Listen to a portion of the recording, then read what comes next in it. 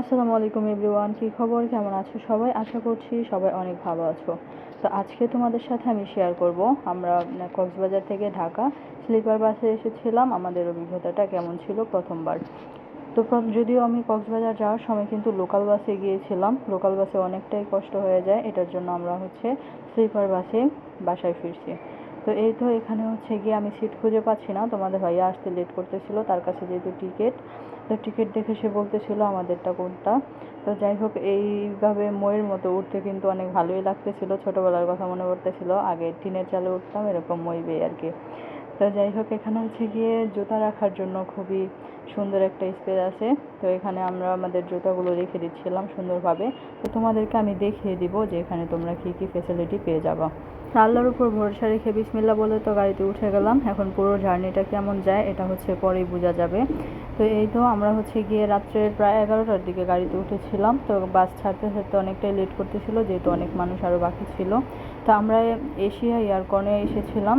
এখানে আপনারা 2টা ফোন চার্জে দিতে পারবেন, 2টা কেবল আছে, 2টা ফোন হোল্ডার আছে, একটা রিং লাইট আছে। তারপর এখানে গিয়ে আপনারা আপনাদের জুতাগুলো সুন্দরভাবে রেখে দিতে পারবেন, তার উপরে আপনারা ব্যাগগুলো ঝুলিয়ে রাখতে পারবেন। এখানে গিয়ে লাইটের কালার চেঞ্জ করতে পারবেন। এখানে ব্লু কালারটা আমার চোখে লাগতেছিল, এটার জন্য আমি অফ করে দিয়েছি, এটা আপনাদের ইচ্ছে।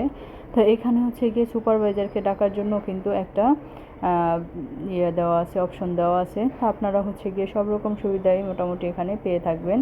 তো এখানে জুতাগুলো রাখার সাথে সাথে নিচে আমরা পাও রেখেও একটা ব্যাগ রাখতে পারতেছিলাম, আর এই যে উপরে হাত ব্যাগগুলো ঝুলিয়ে রাখতে পারবেন। আর এখানে তো লাইটটা আগেই দেখিয়ে দিয়েছি। তো আসলে এই সব কিছু মিলে আলহামদুলিল্লাহ সময়গুলো আমাদের অনেক ভালো কাটতেছিল।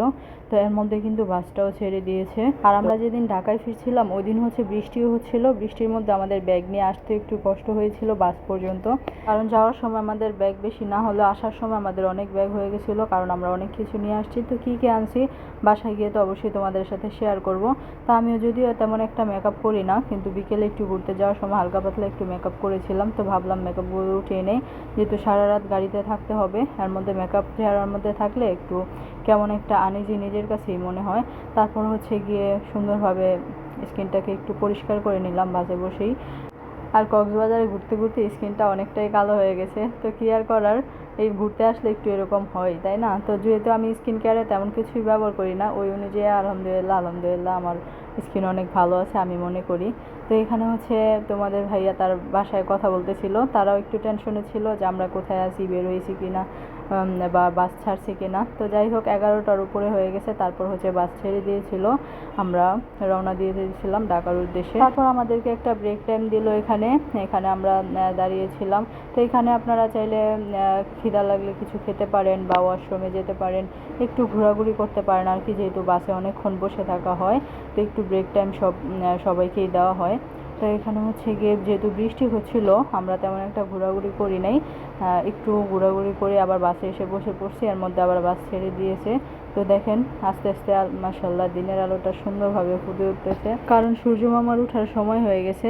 তা আমার একটা অভ্যাস আছে, সেটা আমি জার্নি করলে ঘুমাতে পারি না, সেটা অল্প কয়েক ঘন্টার হোক আর অনেকটাই সময় হোক। তো কক্সবাজার থেকে ঢাকা আসার কিন্তু সময়টা অনেকটাই, তারপরেও আমি ঘুমাইতে পারি নাই সারা রাত। তো আমার মাথা ব্যথা করতেছে অলরেডি, আর সে ঘুমাচ্ছে, তো ঘুমাচ্ছেই, পুরো জার্নিটাতেই সেভাবে ঘুমাইছিল। আমার মনে হচ্ছিল আমি একাই বুঝি লং ড্রাইভে বেরোইছি। তো যাই হোক, এখানে দিনের আলোটাতে সুন্দরভাবে ফুটে উঠেছে, আকাশটা মাশাআল্লাহ অনেকটাই পরিষ্কার, এখানে কোনো বৃষ্টি হয় নাই দেখেই বোঝা যাচ্ছে।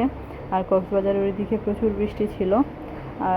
আর কি, এই তো এনজয় করতেছিলাম একা একা এই রাস্তাটাকে। আমার অনেক ভালোই লাগতেছিল, মানে সকালবেলাটা ভালো লাগতেছিল, অন্ধকারে তো কিছুই দেখতেছিলাম না রাত্রে। এই তো আমরা এখনও কুমিল্লাতেই আসি নাই, এরকম একটা অবস্থা। এর মধ্যে সে এখনও ঘুমাচ্ছে, তারপরেও সে ঘুম থেকে উঠে বলবে আমি তো বাসে ঘুমাই নাই, তাকে দেখেই বোঝা যাচ্ছে যে সে গভীর ঘুমে আছে। আর এই তো সূর্য মামাকে এদিকে খুব সুন্দরভাবে দেখা যাচ্ছিল। এর মধ্যে সে উঠে বলতেছে, আমি বলতেছি তোমার ঘুম হয়েছে, ফ্রেশ লাগতেছে? বলতেছে না, আর একটু ঘুমাইলে ভালো হইতো, আর বাসে কি ঘুম হয়, জাকিতে ঘুম ভেঙে যায়।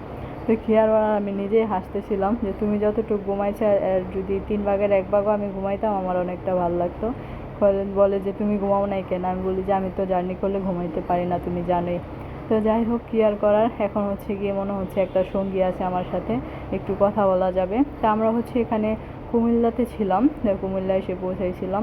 এর মধ্যে আর ভিডিও করা হয়নি। তারপর ঢাকায় চলে আসলাম। আসার পর একটা অটো নিয়ে, সব ব্যাগ নিয়ে অটোতে বসে বাসায় রওনা দিয়ে দিলাম। আমরা প্রায় 8টা, সাড়ে 8টার দিকে বাসায় এসে পৌঁছাইছিলাম। সকাল রাত্রে 11টায় গাড়ি ছাড়ছিল।